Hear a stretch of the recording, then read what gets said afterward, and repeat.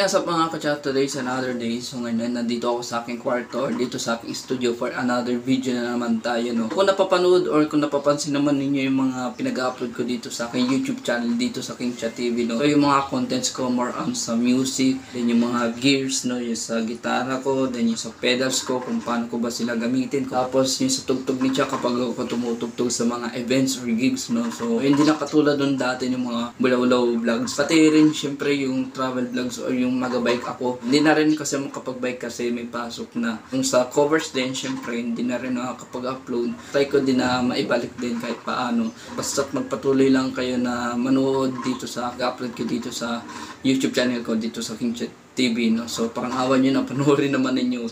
At gusto ko na rin talaga na ma-monetize din yung YouTube channel ko. Pero in God's willing, darating din tayo dyan ng mga kachay. Pero dito sa point na ito ng mga kachay, isang tabi ko muna ang mga contents ko na yun, no. Kasi paulit at paulit naman na yung mga pinag-vlog ko about sa gitara ko, sa effects, na yung tugtog ni Cha. Pero mag-upload pa rin naman ako noon, no, pag may bago akong gigs or events, tapos yung sa gitara, sa effects and the rest, no, mga kachay. So abang-abangan na natin yan. Pero dito ay more on music pa rin naman. Ang mga first na tutorial ko na rin kahit paano para matulungan ko yung mga nanonood dito sa aking YouTube channel dito sa King Chat TV. At gusto ko rin na mabigyan kayo ng kaalaman or knowledge about dito sa magiging content natin dito sa ating mabasa naman ninyo dito sa title nitong vlog na ito ng mga kachay. So alam naman na ninyo, no? Yung ating pag-uusapan ay paano ba natin mahanap yung key natin bago tayo kumanta ng mga kachay. So yan yung ating pag-uusapan. So karamihan sa mga tao ngayon, mga kachay, mapabata, kabataan, or matanda ay gustong-gustong kumanta dahil sa meron silang mga idolo sa pagkanta. Kung baga ay gusto natin kantahin yung mga favorite songs natin na napapakinggan natin sa radyo, sa Spotify, sa YouTube, sa Facebook, sa TikTok, and the rest na kung saan ba natin napapakinggan yung mga music na gustong-gusto natin kantahin din, gusto nating itry na kantahin sa video. Okay, ipanlaban sa mga singing contest, sa mga live bands, sa mga magabandahan, then mag-suggest ka ng kanta sa kanila, then kakantahin mo dahil ikaw yung nag-suggest, no. Then syempre yung sa mga gustong-gustong kumanta sa mga church, no, or kumbaga yung worship songs na gusto nyo kantahin nyo sa mga gustong-gusto talagang kumanta sa mga churches. Talaga ang tao ngayon, no, gustong-gusto talagang kumanta kahit nasa tono, nasa wala, talagang go and go talaga. Hindi porque positive or maganda na yung pagkanta mo, no. Meron din tayong nararanasan, no, mga negative, napapansin din naman natin yan, no, mga kachay. Andun yung mga piyo, nawawalan tayo sa boses, sa taasan tayo sakit, mabagal, may mga mabibilis na mga kanta, ganyan-ganyan. Pero normal lamang yan, hindi natin talaga maiwasan yan, kahit din ako, no. O ano ba yung kailangan natin gawin para maiwasan natin yung mga negatives na yun, no, mga kachay?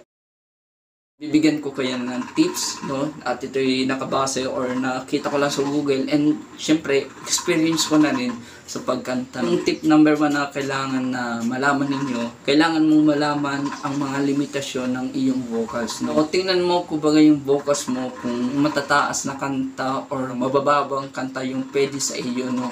Kasi kung pipilitin mong kantahin yung mga matataas, mahihirapan ka. Na example, no, dito ka sa kwarto, patugtog ka, sinasabayan mo yung sa audio, yung pinapatugtog mo. Ikaw na yung kakanta, kumbaga singing contest, yung sa mga video, okay, ganyan-ganyan. Kinanta mo, natataasan ka, yung ipinipilit mo. So mahirapan ka. So mag-start tayo sa mga mabababang kanta na yung komportable sa vocal range natin, mga kachay. Next naman, mag-try tayo ng iba't ibang key. So hanapin natin yung key natin, kung ano yung key na mas mababagay sa ating boses. Example ay lagi ko itong ginagawa, mag-practice yung mga magpaawit, no. So ina-sure ko muna kung ano ba yung key nila na babagay sa kanila bago sila kumanta, no. Pinapakanta ko muna sila, inakapa-kapa ko, kumbaga hinahanap ko yung yung key nila, no. So kung key of B, so yun, key of B yung itatranspose ko na lamang yung mga chords sa key of B. Kumbaga kung key of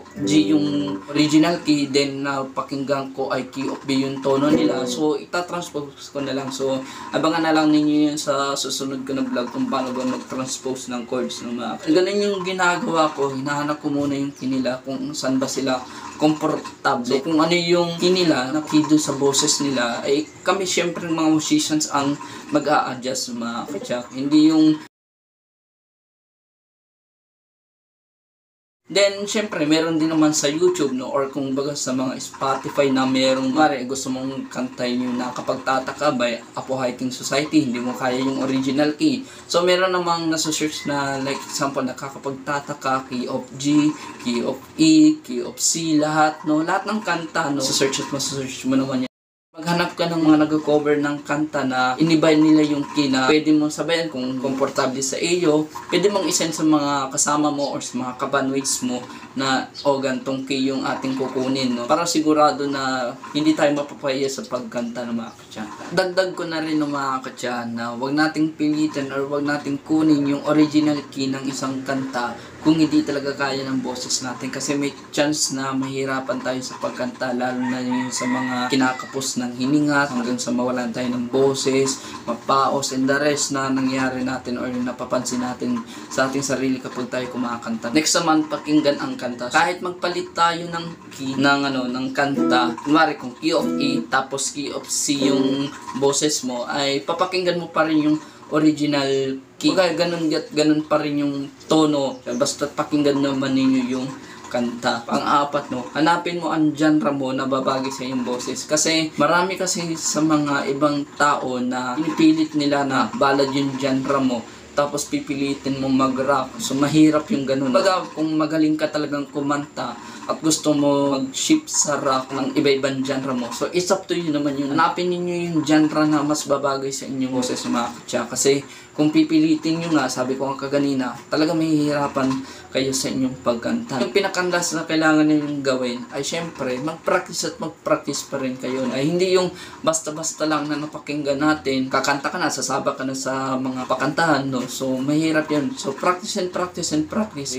Kasi kung pipilitin ko yung gantong key, mahihirapan tayo, no? Lalo na sa mga nag-falsetto dyan, pinipilit na mag-falsetto yung taas, yung pilitin kung hindi ninyo kaya, lalo na sa mga kumakanta dyan sa video, okay. Dagdag ko na rin ng mga katya. Pag nakuha mo na yung tono mo sa pagkanta, pre, kailangan mo mag-practice, dama mo yung kanta. Yan din yun ang damdaman with feelings sa pagkanta. Kung ano yung nararamdaman mo sa kanta. So, ganun lamang yung gagawin din. Ganyan din yung naranasan ko na kumanta ako, tapos walang feelings bagay na ganyan. Basta ganun lamang yung maisa-suggest ko sa inyo, no, mga katya. At least meron kayong natutunan or napulot na aral na advice ko sa inyo kung paano ba natin mahanap yung key ng boses natin bago tayo kumanta, no. Hope na naunawaan ninyo. Kung may mga katanungan kayo or may karagdagan man kayo about sa topic natin ngayon, comment lang kayo, no, mga katya. So, dito ko natapusin itong vlog ko nito. Kung nagustuhan nyo itong video, please like and follow and subscribe kayo sa aking YouTube channel, King Cha TV. Hit the notification bell para updated kayo sa mga upcoming videos ko, mga kachaka. Ciao, peace, ingat palagi. Keep safe and God bless, and tugtog lang and magpatuloy lang tayo sa musika. Love you all. God bless you.